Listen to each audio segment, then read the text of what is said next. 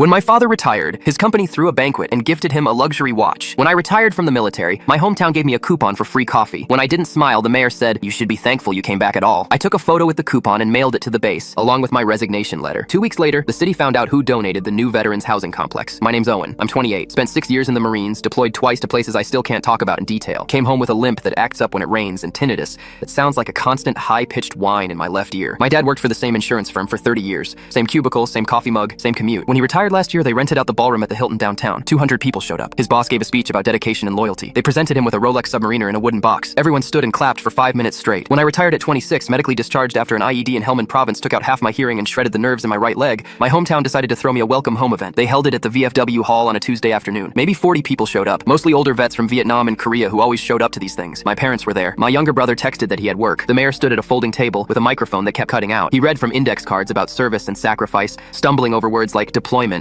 and mispronouncing Helmand as Helmet Province. Then he smiled, reached into his jacket pocket and pulled out a laminated card. "On behalf of the town council," he said, "we'd like to present you with this token of our appreciation." It was a coupon. 1 free coffee at Rosie's Diner downtown. The same diner that gives veterans 10% off anyway. I just stood there, staring at this flimsy piece of laminated paper in my hand, while a local reporter snapped photos. The mayor must have seen something on my face because he leaned in close, still smiling for the camera, and said under his breath, "You should be thankful you came back at all." Some guys didn't. I felt my jaw tighten. Nodded once, didn't say a word. I pulled out my phone, held up the coupon next to my face, and took a selfie. The mayor thought I was being grateful. He patted my shoulder and moved on to shake hands with the VFW guys. I walked out 10 minutes later, didn't touch the sheet cake, didn't stick around for the raffle. That night, I sat in my apartment staring at that photo on my phone, me holding a coffee coupon with a forced smile. Behind me, you could see the mayor grinning like he'd just done something meaningful. I opened my laptop and scanned the photo, attached it to an email addressed to my old commanding officer, Lieutenant Colonel Briggs. Subject line, hometown hero treatment. Body of the email. This is what 6 years and a Purple Heart gets you. Then I opened a second email. This one went to the County Veterans Committee, the one I'd been volunteering with for 8 months, helping guys navigate the VA system and find housing. I wrote one sentence. Effective immediately. I resigned from this committee. Clicked send on both. Then I opened my banking app and looked at the account I hadn't touched in 2 years. My grandmother's inheritance. She passed right before my second deployment and left everything to me. $2.3 million